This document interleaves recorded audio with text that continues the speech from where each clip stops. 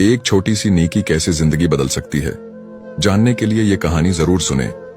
एक मर्तबा का जिक्र है कि एक नेक दिल ताजिर का एक गुलाम था जो निहायत ईमानदार और मेहनती था।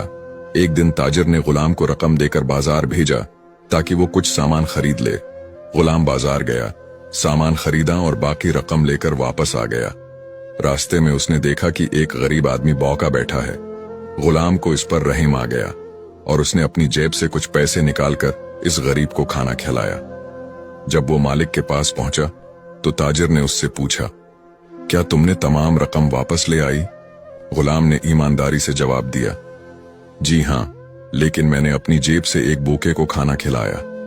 ताजिर बहुत खुश हुआ और कहा, जो कुछ तुमने अल्लाह की राह में दिया वो जाये नहीं होगा, बल्कि अल्लाह तुम्हें उसका कई गुना बदला देगा। चंद दिन बाद अचानक उस ताजिर का कारोबार पहले से ज्यादा तरक्की करने लगा।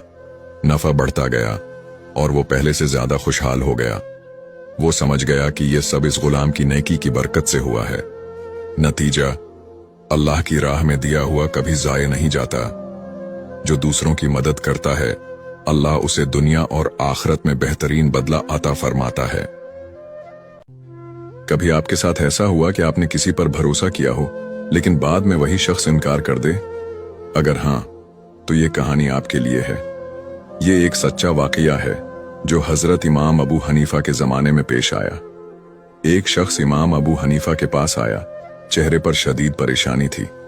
उसने कहा, मैंने एक आदमी के पास अपनी रकम अमानत रखी थी, लेकिन अब वो साफ इनकार कर रहा है, मैं क्या करूं?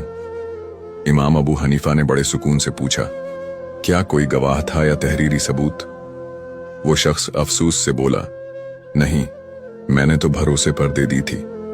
ये सुनकर इमाम अबू हनीफा ने फरमाया, फिर एक ही रास्ता है, रातों को उठकर तहज्जुद में दुआ करो और अल्लाह पर भरोसा रखो, वही तुम्हारा हक वापस दिला सकता है। ये शख्स उम्मीद के साथ घर लौट गया। उसने सच्चे दिल से तहज्जुद पढ़ना शुरू कर दी और अल्लाह से मदद मांगता रहा। चंद दिन बाद हैरत अंगेज तौर पर वही शख्स जिसने अमानत वापस करने से इनकार कर दिया था, खुद आकर बोला, मुझे अपनी गलती का एहसास हो गया है, ये लो तुम्हारी पूरी रकम। ये सब सुनकर इमाम अबू हनीफा मुस्कुरा दिए और कहा, देखा, जब इंसान अल्लाह पर सच्चे दिल से भरोसा करता है तो अल्लाह उसके हक में बेहतरीन फैसला करता है। तो दोस्तों, अगर आपके साथ कभी ऐसा हो तो घबराएं मत, अल्लाह से रजू करें और अपने मसाइल को हल करें। एक मर्तबा का जिक्र है कि एक बुजुर्ग के पास एक नौजवान आया और पूछने लगा, हजरत, मैं कैसे जानूं कि मेरा दोस्त हकीकी है या नहीं? बुजुर्ग मुस्कुराए और बोले, बेटा, सच्चे दोस्त की पहचान मुसीबत के वक्त होती है। अगर तुम्हें आजमाना हो तो एक तरकीब आजमाओ। नौजवान ने पूछा, वो क्या तरकीब है? बुजुर्ग ने फरमाया, एक झूठी कहानी बनाकर अपने दोस्त से कहो कि तुम किसी बड़ी मुश्किल में फंस गए हो और उसे मदद की जरूरत है। फिर देखो वो कैसा रद्द-ए-अमल देता है। अगर वो फौरन तुम्हारी मदद के लिए तैयार हो जाए तो समझ लो कि वो सच्चा दोस्त है, और अगर वो बहाने बनाने लगे तो समझ जाओ कि वो सिर्फ नाम का दोस्त है। नौजवान ने बुजुर्ग की बात मानी और अपने एक करीबी दोस्त को आजमाया।